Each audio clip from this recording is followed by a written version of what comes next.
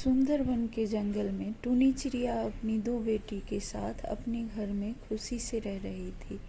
एक दिन उसका मकान मालिक बाज चिड़ा आकर उन सबको घर से निकाल दिया और बेघर कर दिया। टूनी चिड़िया अपनी दोनों बेटियों को लेकर बारिश में इधर उधर भटक रही थी और एक बार उसने अपने बच्चियों को पेड़ पे बिठाया और कहने लगी, मेरे बच्चों, तुम दोनों यहीं पे रहना, मैं बाहर जाके तुम दोनों के लिए कुछ खाने का इंतज़ाम करके आती हूँ। यह कहकर वह चली गई। उसकी बच्चियों ने कहा, माँ तुम अच्छे से जाना रास्ते में। उसकी माँ ने कहा, हाँ मेरे बच्ची, मैं ठीक से जाऊँगी, तुम दोनों अपना ख्याल रखना।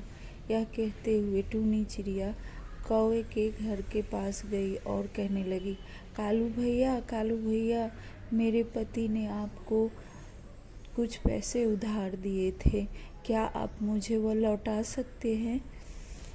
अरे टूनी बहन, क्या हुआ? क्यों इतना चिल्ला रही हो, शोर मचा रही हो? कालू भैया, मुझ पे तो मुझसे तो पहाड़ टूट पड़ा है। देखिए ना, मेरे मकान मालिक ने मुझे घर से निकाल दिया।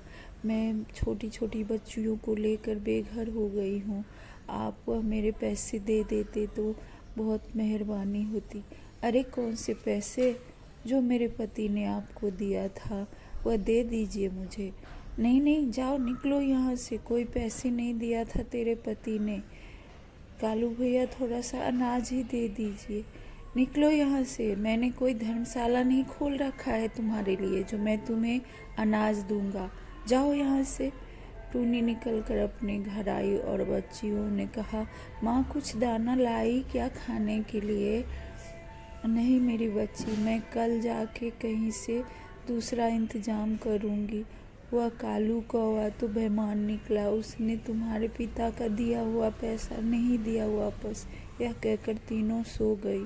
सुबह होते ही टूनी की दोनों बेटियां जाग गई, पर टूनी अभी तक सो रही थी।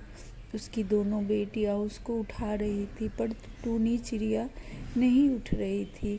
बहुत देर होने के बाद उसकी छोटी बेटी ने कहा, दीदी, माँ अभी तक उठ क्यों नहीं रही है?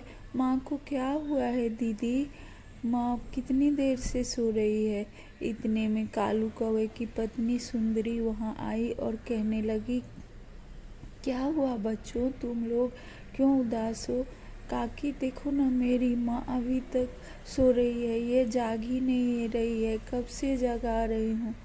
सुंदरी कौवी समझ गई कि टूनी चिड़िया मर चुकी है और वह उन दोनों बच्चों को लेकर अपने घर आ गई।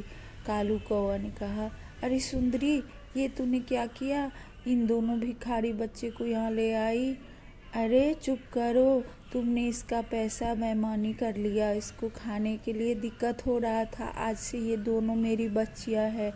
मैं इसको अपने पास रखूँगी। तुमको रहना है तो रहो, नहीं तो यहाँ से निकल पड़ो। ये मेरा घर है, मेरे पिता ने मुझे यह घर दिया था। कौवा बोला, ठीक है, जैसा तुमको जो करना है करो, मैं इसमें कुछ नहीं बोलूँगा। सुंदरी कौवी तब से उन दोनों को देखभाल करने लगी और अपनी